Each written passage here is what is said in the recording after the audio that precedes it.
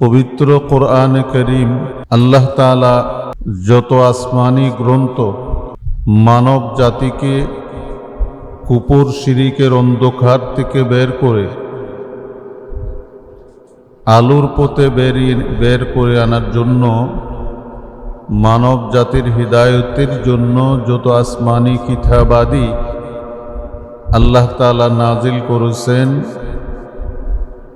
এই কিতাবগুলোর মধ্যে সর্বশেষ সর্বশ্রেষ্ঠ আসমানি গ্রন্থ ঐশী বাণী, আল্লাহ তাআলার বাণী, চিরন্তন বাণী কোরআনে কারীম। আল্লাহ তাআলা যুগে যুগে রিজালুল্লাহ যেমন প্রেরণ করেছেন, রিজালুল্লাহর পাশাপাশি কিতাবুল্লাহ প্রেরণ করেছেন। মানুষের হেদায়েতের জন্য, মানুষকে সঠিক পথের দিশা দেওয়ার জন্য শুধু রিজালুল্লাহ যথেষ্ট নয়, শুধু কিতাবুল্লাহ যথেষ্ট নয়। রিজালুল্লাহ এবং কিতাবুল্লাহ যুগে যুগে উভয়টি আল্লাহ তাআলা কিছু রিজাল মনোনীত করেছেন মানব জাতি হতে, এবং তাদের উপর আল্লাহ তাআলা তার বাণী, তার চিরন্তন কালাম নাজিল করেছেন।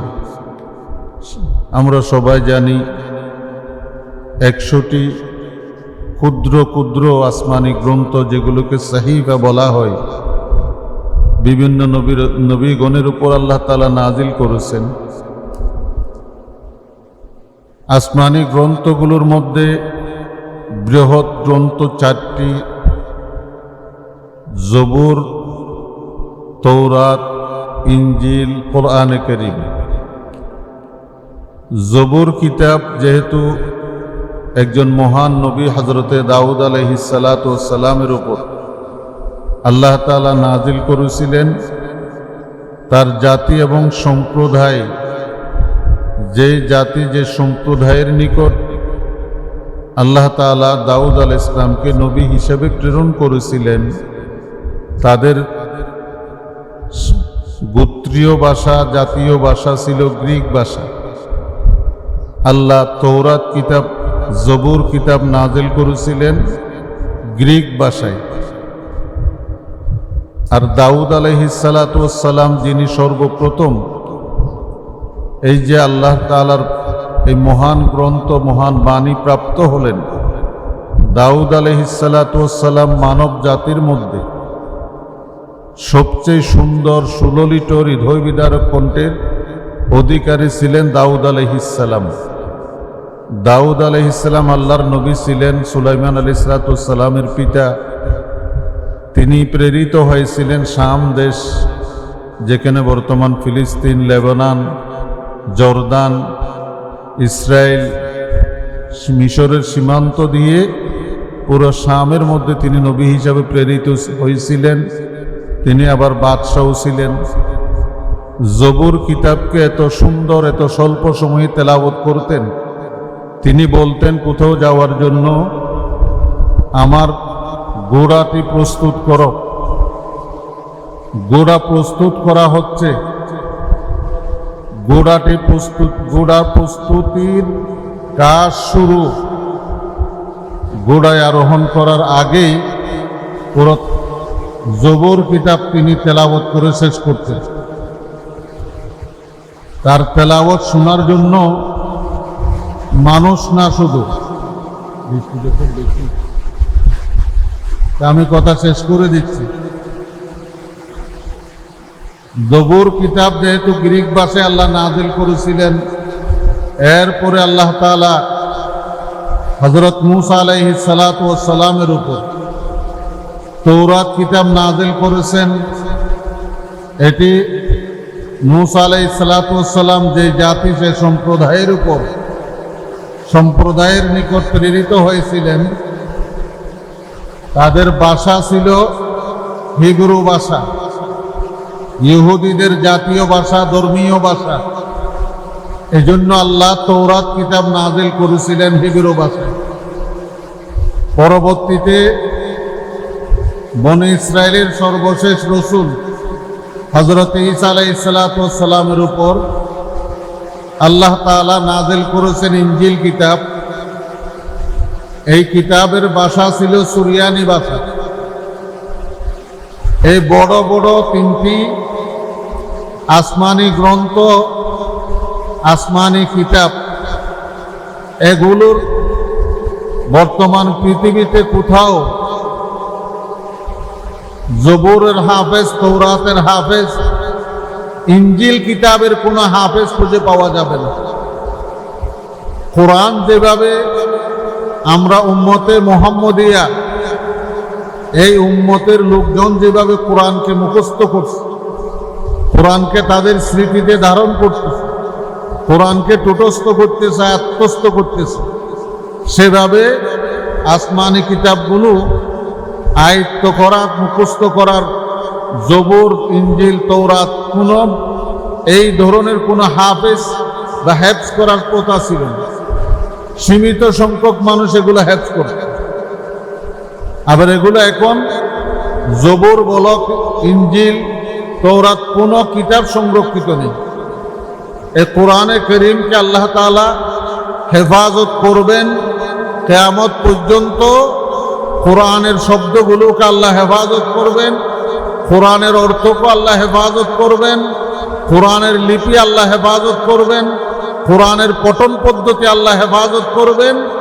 এই জন্য আল্লাহ তাআলা এই উম্মতের মধ্যে এমন কিছু সম্প্রদায়, এমন কিছু মানুষ, এমন কিছু কোয়ালিটি, বৈশিষ্ট্য সম্পন্ন মানুষ আল্লাহ যুগে যুগে পাঠিয়েছেন। একদল মানুষ আল্লাহ পাঠিয়েছেন কোরআনের শব্দগুলো হেফাজত করার জন্য। এই যে তাহফিজুল কোরআন বাংলাদেশ, বর্তমান বাংলাদেশে যে পরিমাণ হেফজ মাদ্রাসা, তাহফিজের মাদ্রাসা, শহর থেকে, নগর থেকে গ্রামীণ জনপদ পর্যন্ত, আবাদ অনাবাদ প্রতিটি এলাকায় হেফজখানা গড়ে উঠেছে। ঢাকাতে এমন অবস্থা, এক বিল্ডিংয়ে 5টি 10টি পর্যন্ত হেফজখানা আছে। এই পরিমাণ হেফজখানা পৃথিবীর, আমার জানা মতো কোনো পৃথিবীতে কোনো দেশে নেই। সবচেয়ে বেশি হেফজখানার সংখ্যা বাংলাদেশ। আর বাংলাদেশে বর্তমান এক জরিপ অনুযায়ী 25 থেকে 30 লক্ষ হাফেজে কোরআন আছে।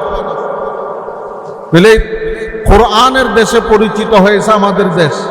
আর তোমরা জানো প্রতি বছর বাংলাদেশের মেধাবী হাফেজরা আন্তর্জাতিক হিফজুল কোরআন প্রতিযোগিতায় অংশগ্রহণ করেন। প্রতিবারেই বিভিন্ন অন্তত 70, 80, 90, 100, 120, 130 এই পরিমাণ দেশের প্রতিযোগীকে পরাজিত করে, পরাস্ত করে বাংলাদেশের হাফেজরা, বাংলাদেশের কচি কচি ছেলেরা প্রথম স্থান, দ্বিতীয় স্থান, তৃতীয় স্থান অধিকার করে আসছে। এই কোরআন, হেফজুল কোরআনের বিষয়ে বাংলাদেশ বিশ্বের মধ্যে একটি অনন্য স্থান অধিকার করেছে। এই জন্য আল্লাহ তাআলা এই কোরআন হেফজ করার মাধ্যমে, তাহফিজের মাধ্যমে কোরআনের শব্দগুলো আল্লাহ হেফাজত করেছেন।